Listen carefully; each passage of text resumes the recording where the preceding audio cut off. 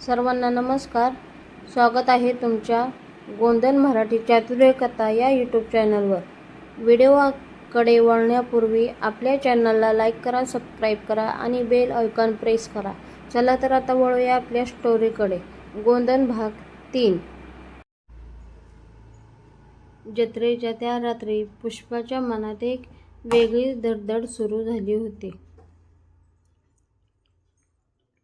मी विश्वासवर प्रेम करते का, हा प्रश्न तिला झोपू देत नव्हता. खिडकीतून बाहेर दिसणारा चंद्र पाहत ती रात्रभर जागी होती. विश्वाससोबत घालवलेला प्रत्येक क्षण तिच्या डोळ्यासमोर येत होते.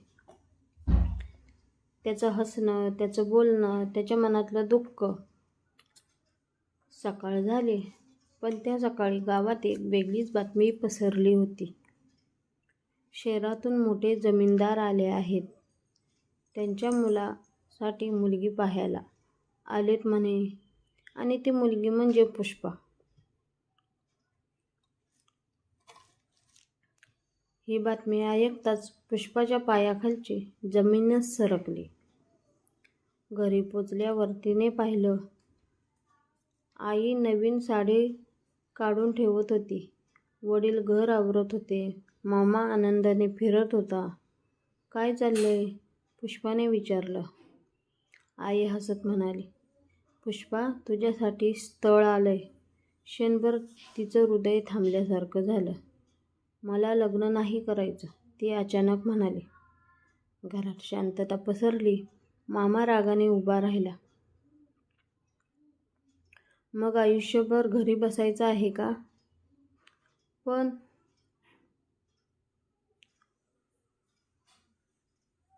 पण काही नाही. पुष्पाच्या डोळ्यात अश्रू आले. तिला विश्वाची आठवण आली, पण त्यांचं नाव घेण्याचीही तिची हिंमत झाली नाही. दुसरीकडे विश्वास गावाबाहेरच्या ओढ्याजवळ बसला होता.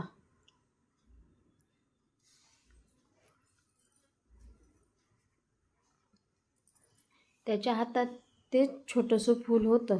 अचानक त्याचा मित्र गणू धावत आला. अरे विश्वास, काय झालं? पुष्पाचं लग्न ठरतंय म्हणे. हे शब्द ऐकताच विश्वासचा चेहरा फिकट पडला. हातातलं फूल खाली पडलं. काही क्षण तो काहीच बोलला नाही. फक्त आकाशाकडे पाहत राहिला. त्याच्या मनात कुठेतरी वेदनांचा मोठा स्फोट झाला होता.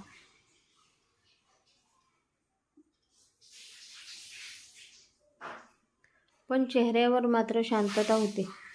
तिचं सुख असेल तर चांगलंच आहे, तो हसत म्हणाला. पण त्याच्या डोळ्यातलं दुःख गणूपासून लपलं नाही. 2 दिवसांनी स्थळ पाहायला लोक आले. मुलाचं नाव होतं अमोल.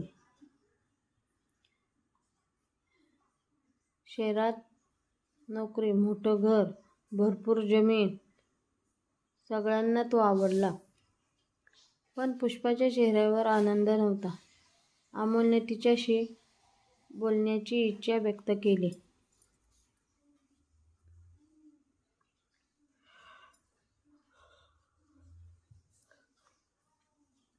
दोघे अंगणात गेले.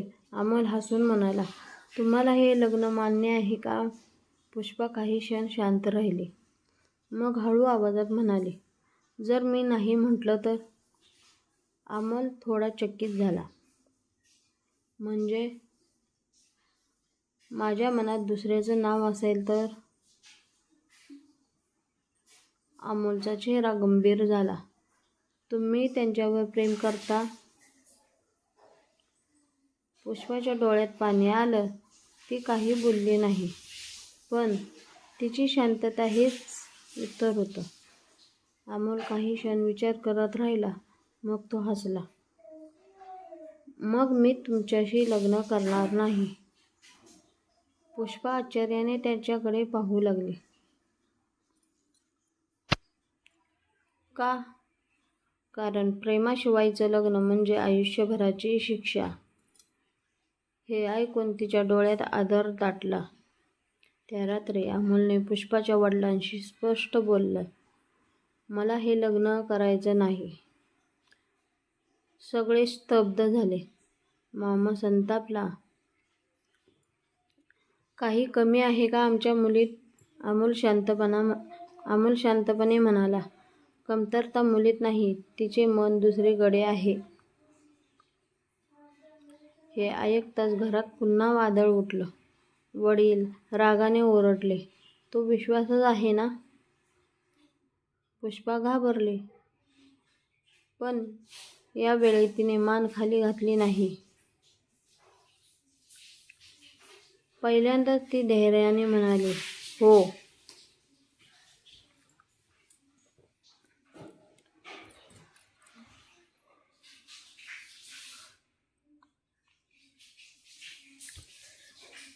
क्षणभर सगळे गप्प झाले. आईच्या हातातून पाण्याचा ग्लास खाली पडला. मामाचा राग अनावर झाला. त्या गोंधळवाल्याचे नाव पुन्हा घरात घेऊ नकोस. पण पुष्पा यावेळी मागे हटली नाही. त्यांचं गोंधन पाहता, पण त्यांचं मन का नाही पाहत? कोणीच उत्तर देऊ शकलं नाही. दुसऱ्या दिवशी सकाळी गावभर ही बातमी पसरली. लोक पुन्हा कुजबुजू लागले. कोणी हसत होतं तर कोणी टोमणे मारत होतं. पण पहिल्यांदाच पुष्पा कोणालाही घाबरत नव्हती.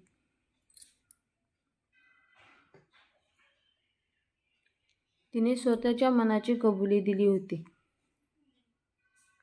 दुपारच्या वेळी ती मंदिरात गेली. तिथे वडाच्या झाडाखाली विश्वास बसला होता. त्याला पाहताच तिच्या डोळ्यात अश्रू आले. विश्वास उठला. पुष्पा? ती त्याच्या समोर येऊन उभी राहिली. काही क्षण दोघेही शांत होते. मग ते हळूच म्हणाले, माझं लग्न ठरत होतं. विश्वासच्या चेहऱ्यावर वेदना उमटली. मला माहीत आहे, पण मी नकार दिला.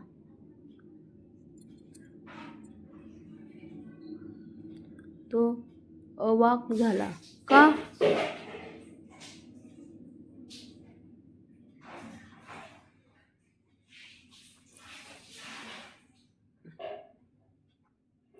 पुष्पाच्या ओठावर हलकसं हसू आलं.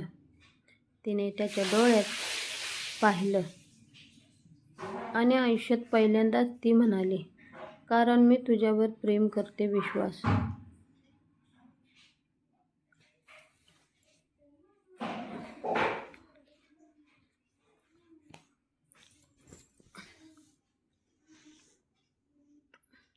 क्षणभर वेळ थांबला. वाराही शांत झाला. विश्वाच्या डोळ्यात अश्रू चमकले. जगाने ज्याला नेहमी नाकारलं, त्या माणसाला पहिल्यांदाच कोणीतरी मनापासून स्वीकारलं होतं. तो काही बोलणार इतक्यात मंदिराच्या मागून कोणीतरी त्यांचं बोलणं ऐकत होतं आणि त्या व्यक्तीच्या चेहऱ्यावर एक भयानक हास्य उमटलं. कारण आता तो त्यांच्या प्रेमाचा सर्वात मोठा शत्रू बनणार होता.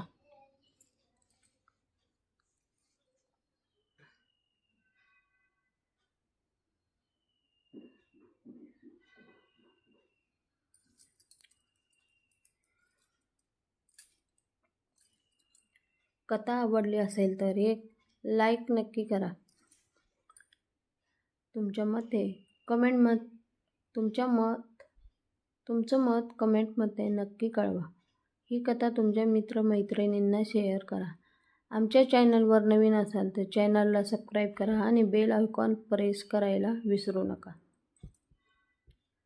अशा सुंदर प्रेमकथा, भावनिक कथा आणि हृदयस्पर्शी गोष्टींसाठी आमच्यासोबत जोडलेले राहा. धन्यवाद.